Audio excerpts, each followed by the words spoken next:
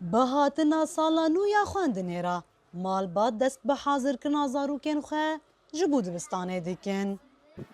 Rûşîn Mihemed dayîka pênc zarokan e. Derbedereke Efrînî ye li penagaha Şehbayê dijî.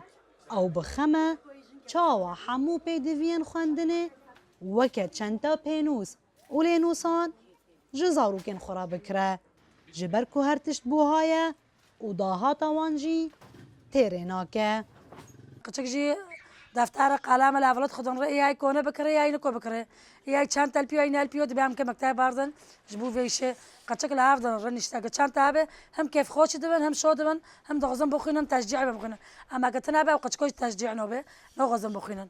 و تشجیع وقت پر باید ترکو بکره در بکه قلم دفتر برکه 25,000 قلم بینه 3-4,000 یا انت معش که به اداره وی تشتینو که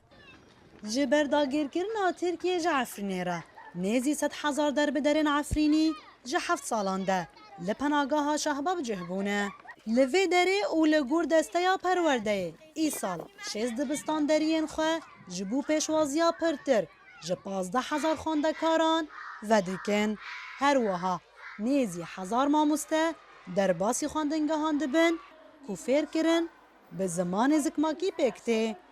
دور آستنگیین پیواجویا پرورده هفسروک دسته آگاهی پارو کرن در باسکرین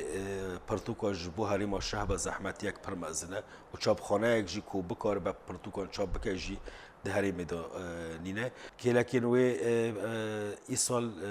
هنکی ده پیدوین فیرکرنه جی ام آستنگی ها دکشینن ده پروژه این پیشروجه دا جی ام دخوازن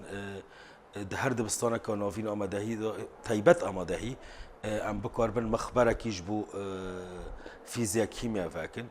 زحمتین روشا آبوری لدر بدریه هشتیه دست پر مالباتان تنگ به کوچاوا کانبن پیدوین دبستانه جبو زاروکن خدا بین بکن لیدی ساجی شاگرد به وگر الخواندنگه شادن کو امید اوه فیربون و زانین سبروجه که گش آوا بکه نوروز را شدنگ امریکا شهبا